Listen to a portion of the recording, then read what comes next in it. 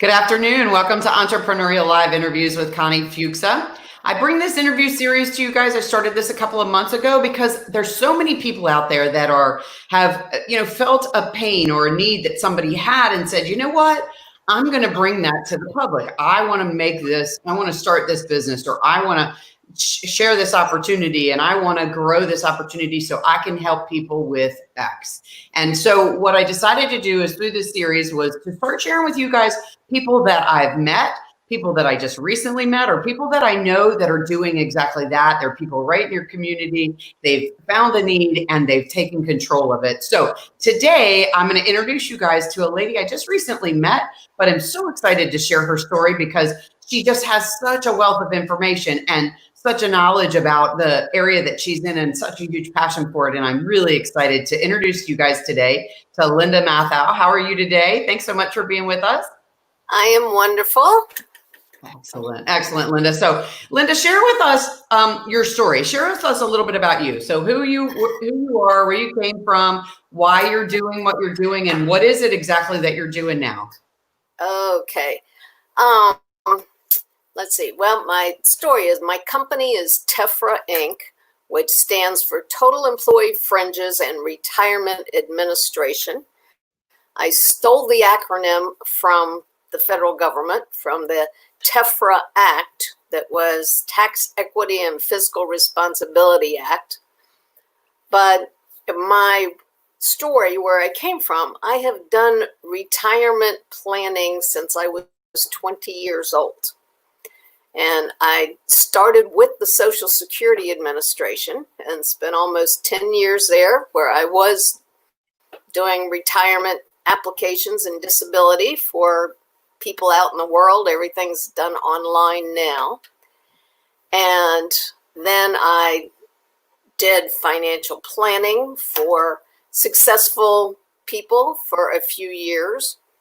And then, because of divorce, left California and came back to Maryland, where I grew up in Annapolis. So came back home and went to work for a pension consulting firm here in Annapolis. And a few years after that, I ended up buying him out. So that's how I've been doing retirement all my life.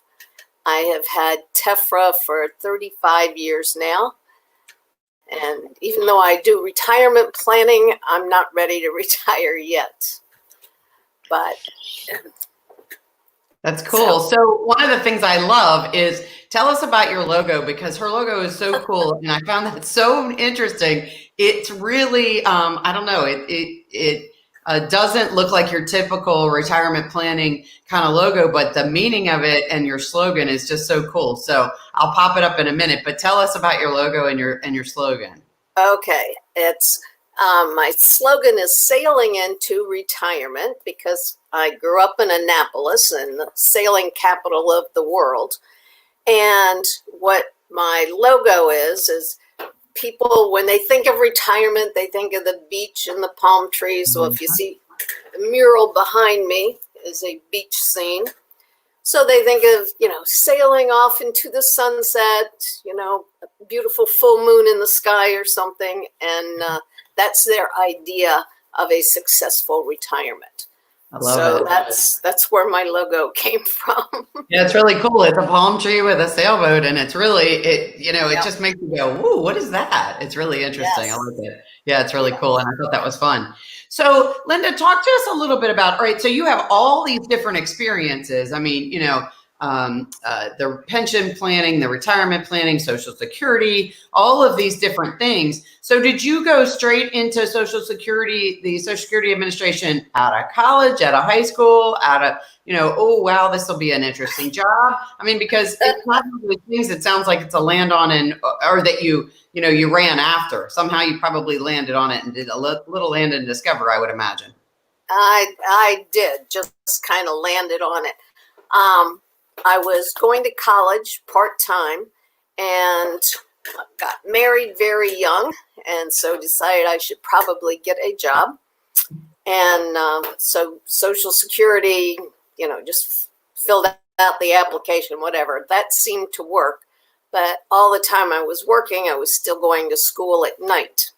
Mm-hmm. So that's how I completed getting my BS, and then went back to school to get my CPA. That was an interesting story. That was about the time I started TEFRA, because the company I was working for, I had been dating the owner for a while, and we had a falling out.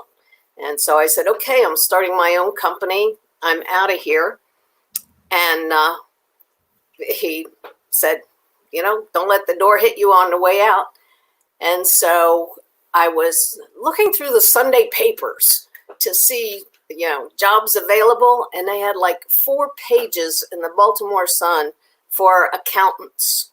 And so I said, wow, I can do accounting. I did it in college and, that kind of stuff. Well, my first degree was in data processing when we used punch cards, right?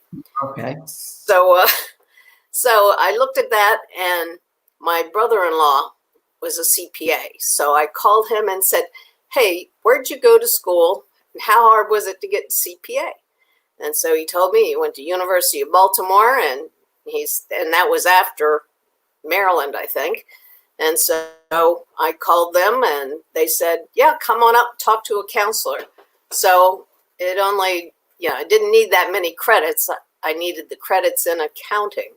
Mm-hmm. And so I think after not being in school for 10 years, then the first intermediate accounting course I had that I should have quit right then, but I'm stubborn enough that I said, okay, let's stick this out and see what it's about.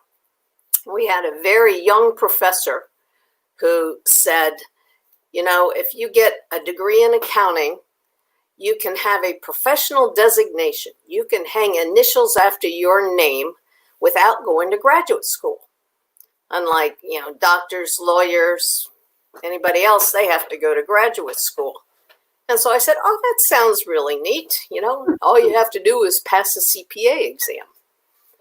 So that's where I decided, okay, that's what I really want to do. And I stuck it out and got my CPA in, 1988. So, and you do not need to be a CPA in order to do what I do. I am what's called TPA, third party plan administrator.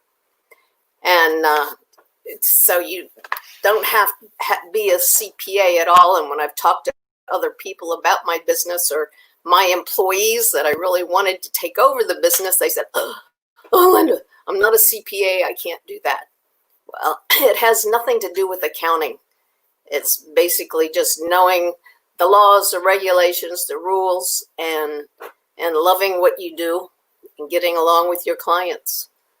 So that's very interesting. I mean, what a cool story, because the processes that you went through, and then, as I said in the intro, finding out that there was a piece missing and there was just something that you wanted to do differently is really cool. So talk to us about being for those people who don't understand what that third party administrator kind of thing is. What does that even mean?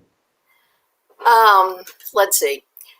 A lot of people are familiar with like 401k plans, Mm-hmm. IRAs, and all that. So there is always a person in the back room. As part of a qualified retirement plan, you have the plan sponsor, who's your employer. Okay. You have the plan trustee, who could be a bank, broker, could be the employer, or a committee. That's the plan trustees. Then you have the plan administrator. And the administrator is the one who makes sure everything is legal, all the T's are crossed, I's are dotted. If people put money in the plan, it's accounted for. If they want to take it out, it's accounted for. So the plan administrator is kind of in the back room. And people don't even think about that person. They get their statements every quarter or, once a year, whatever it is. And they look at it and say, yeah, this is nice. If they're upset, it's usually about the investment. For a business. I mean, it's the person who sort of makes sure everything's runs in the background like it's supposed to, so things are properly accounted for and, all the rules are followed, but it's basically the person behind the scenes that makes sure everything runs like it's supposed to. Yes. Very interesting. Right. Very interesting. So let's talk about you owning your own business because, okay, so you want to do retirement planning. You were working for somebody and said, okay, well, I'm going to buy your business or I'm going to, run this business and take it over. But talk to us a little bit about that because here you've been an employee all this time. You've gone through some changes, different things going on. But at some point you realize, all right, I want to do this because I can do it better. And this is something I want to do for me. But tell us about running that business. So when you take it over from somebody else, it's a little bit different than starting something on your own because some of the systems are already in place. But you still had to learn a lot of these things, like all of these behind the scenes kind of things. So talk to us a little bit about that because that can be a little overwhelming. Yes, it can. And I guess one bit of advice I'd give to people who say, oh, I want to start my own business. I'll have all this money and free time. Forget both of those. Okay. When you're starting a business, you're working usually 100 hours a week. And for the first few years, I made sure my employees were paid before I ever got paid. So it's not an easy thing to do. I guess I had a little bit of a leg up because I did buy out my former employer. I already knew the clients. And so when he wrote a letter to them saying, I'm getting out of the business and Linda is still available. Here's her contract if you want to switch over. And so I did take with me, probably 90% of his clients. Well, so, I think that's an important distinction because most of the people that we talk to are people that started something, didn't buy something that someone else owned. And so although it seems, wow, that's a great plan because you're buying something and so you already have instant clients and you already have all of the systems in place. But yeah, there's some pieces to that can be tricky too. So one, you're buying somebody else's business. So if the clients are a little bit uncomfortable with moving with you, then that's a little bit different. But two, you also have to have some upfront capital, which, maybe somebody starting a business doesn't necessarily have. So you talk to us a little bit about that. You had to have build a relationship with those clients that came over and some of them don't come over. And there's understanding about that as well. Well, there was one big client that we were going to make a lot of changes in their plan. And then, in fact, my ex-boss went up there with me to meet with them in Pennsylvania. And so I was going to take on a whole project for them. And they said, how much is that going to cost us? And I said, off the top of my head, $6,000. Well, get this whole thing up and running. And then on the way back, my boss asked me, where did you come up with that number? And I said, because that's what it's going to cost for me to get a new computer and a program to run this. So that's where that came from. And there were, when back in the 1980s, we used to share computer programs. Mm-hmm. And so even though I left him, I still had one of his computers and would use his system. And if he got mad at me, he'd just unplug it. So I have nowhere to go. Entrepreneur is, you're buying a business. In your case, buying a business, and there's a whole different. I love having this conversation because there's a whole different gamut of things that you have to think about that people don't necessarily even realize that those are potential possibilities. And in your case, obviously, there's a lot of things tied to it, not just the clients and the employees, but the systems as well. Right. Yeah. Very interesting. So talk to us a little bit about employees. You and I talked about a little bit about this on the lead up. And, I think a lot of people, when they start a business or even taking over in business, going from being an employee yourself to now being the boss in charge, that process, I'm sure, was a little bit of a challenge as well. So talk to us a little bit about that.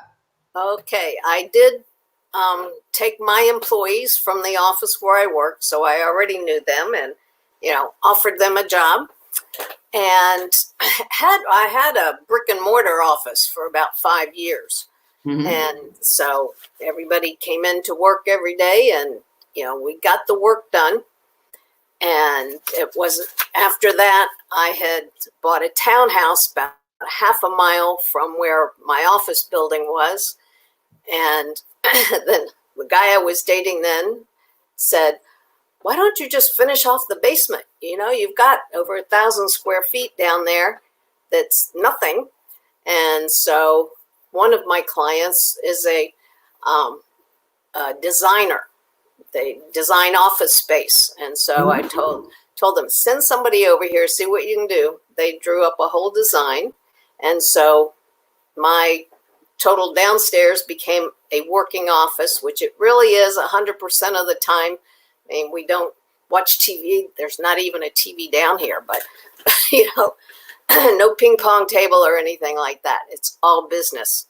And so my employees came here for several years, and just by happenstance, they ended up being virtual. The first was my office manager, who was an administrator and my office manager, and her mother was becoming senile. And so she moved her mother into her house, and then she had to stay there. And so she started working from home, you know, still connected to her computer in the office. And then my main administrator, her husband retired from the county, and they built a house in Delaware. And I told her, you can't leave me. And she says, no, I'm still going to work for you. So that was 10 years ago. She moved to Delaware, and she's still my main administrator.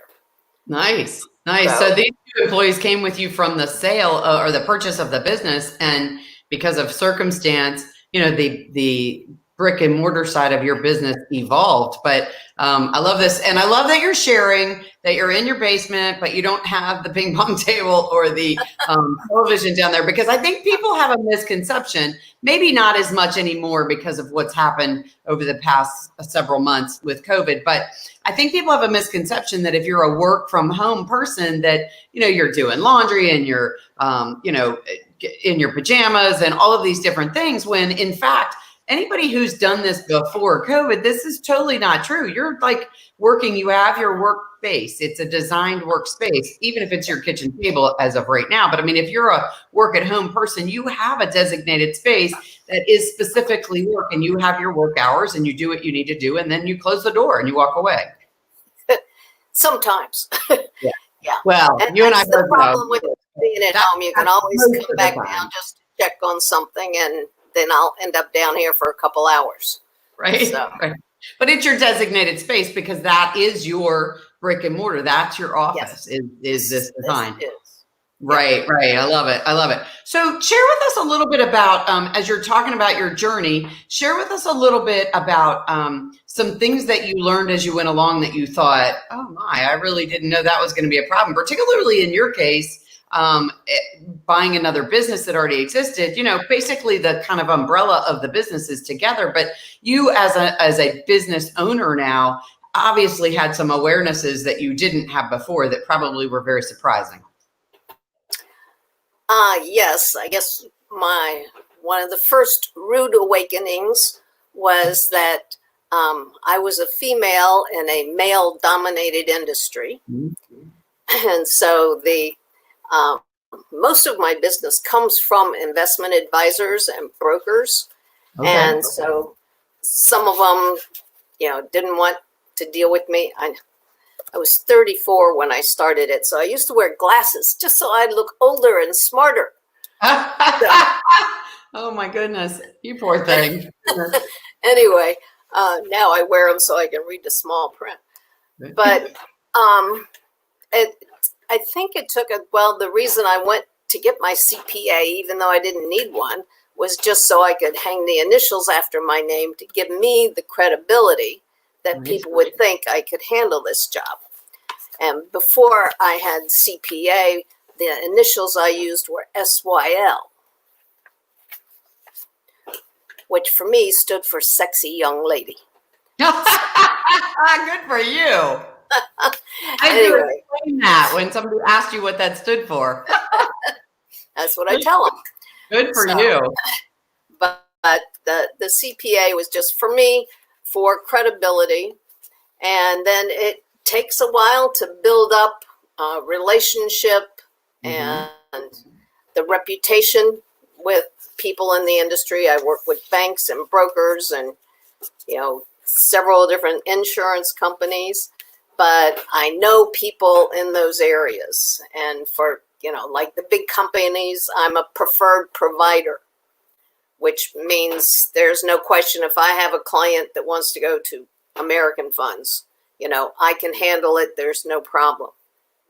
So, that was just building the relationship. My next question is, how does someone in your industry find their clients? I mean, like a lot of business people will go to networking events or create partnerships with other businesses, but you're in a very unique kind of situation where you have probably some regulations about how you can do that, but also that doesn't seem like the sweet spot for you to be able to make those relationships. No, when I first started, I had ads in the yellow pages. I think I got one call from the phone book, and that was somebody who just moved here and they wanted to terminate a plan they had. So that was it. And it's not cocktail type talk about, who designed your retirement plan. I did get a group of clients up in Pennsylvania because the big client I was talking about, he was in his dentist's office and his dentist started asking him about it. And he's got his hands in his teeth and, in his mouth and everything. And so he ended up giving him my card. So I took the dentist on as a client and then met his accountant who had several other retirement plans, and I ended up taking all of those over. Nice. So nice. It's having that conversation and doing a really good job for somebody. But I'd like to talk about this with people too. And I talked about it specifically myself today on social media, but it's not always about exactly what you do. It's about the information that the things that based on your job. So you're talking to people about things that because nobody understands what a plan administrator is. Who the heck understands that? But the way that you talk about the things that you do know and how you can expose people to better opportunities, based on their retirement plans and things like that is an exact indication of those kinds of things. There's no way that you talking about being a plan administrator has anybody even understands that whatsoever. But because of you being able to explain things in such a way that people can understand all of that you do know and that you can, direct them, I think that's definitely your value for sure. Yeah, where most of my clients come from, 99.9% is from the investment advisors. And I have a good example of that. I had people I worked with in Annapolis, their office closed, so they moved to another office up in Severna Park. And I still worked with their clients. Well, the broker in that office asked somebody, I need somebody to do a 401k plan, do you know? And they said, yeah, call Linda at TEFRA. And so he called me and I said, well, give me the census information. So he sent that. And then he called me and said, well, the client's going to be in tomorrow. Can you come up and show him what you've got? And I said, sure. And I never met this man before. So I did a couple different proposals and then came up there. And so the broker sat back and said, okay, this is John Smith. Show him what you've got. Okay. So I said, based on, what you said you're looking for and your employee census information, we could do a plan this way, we could do one this way or this way. Which one do you like? He says, oh, I like this one here. I said, okay, we can do that. And some explaining about how the plans were different. Well, he signed my contract. And then on the way back to my office, I got a call on my cell phone from the broker who said, Linda, I learned more about retirement plans in the last 45 minutes than I had 20 years in the investment business. Nice. What a compliment that is. Yeah. And then I took over his plan too. Good for you. That's fantastic. So it is about the information. And I tell anybody I work with, just if you get the information, come with me, we'll share with the client and everybody's happy. Yeah, yeah, it definitely makes them look good too because you're the one that they invited in to share that information. Very cool, very cool. So, Linda, tell us about you as far as as we start to wind up. Do you have any charity that's special to your heart, something that's really important in your world, or do you have some special going on, or how does somebody work with you that doesn't necessarily have maybe a broker? They don't even know what they're doing with that plan. How does somebody work with you? Okay. Like I said, most of my clients come from the brokers, but occasionally people come to me, just want to know what is it that I can do better to start putting money away for my own retirement. Mm-hmm. And I do not charge anything for consultation. We can sit down and talk and do whatever, and I'll point them in the right direction. Sometimes it's just, if they're working for somebody else, W-2 salary, max out your 401k there and, get an IRA. Mm-hmm. And that's about all I can do for them. If they do have their own business, then I may be able to set up a plan for them. So I can give them examples of that. Nice. So tell us on a personal level about Linda. So tell us if you do you have, not necessarily personal, but I mean on your own side, do you have something you're really close to, something that's really close to your heart that you want to give a shout out to while we're on? Do you have a nonprofit that you like to work with, or a particular area that's very important to you? Well, I guess probably the closest thing would be breast cancer research. Okay. Lost one of my employees 30 years ago to breast cancer, and was with a couple different organizations. One was Save the Coconuts for several years, where we made a couple $1 million that was all donated for breast cancer research. Fantastic. So, fantastic. That is wonderful. Absolutely wonderful. So, Linda, if somebody wants to get in touch with you after today because they just want to understand this better, maybe they have their own business and they're running a plan, or have a plan in their business, they want to find more information, they want to reach out to you just to try to figure out where to go, what to do. How does somebody get in touch with you after today? Well, you can find my website, which is www.TEFRA Inc. TEFRAINC.com. So that there you can connect with me, leave a message, whatever. If you want to call me, my phone number is 410-263-7644. Okay. Or if you want to email, it's linda@tefrainc.com.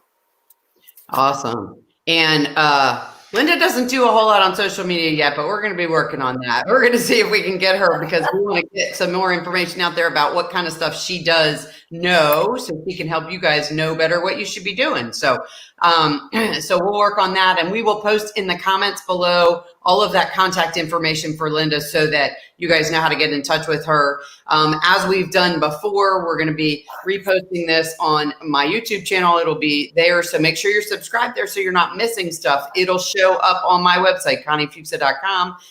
Linda will have the link as well, so if she wants to put it up on her website. It'll be on my Facebook as it's streaming live now. We will also replay it there, and we will redo it on LinkedIn later this afternoon or tomorrow, probably tomorrow, because there's a little delay on getting that link. So it'll be all over social media, so you guys can definitely click through and make sure you don't miss any of this fabulous information.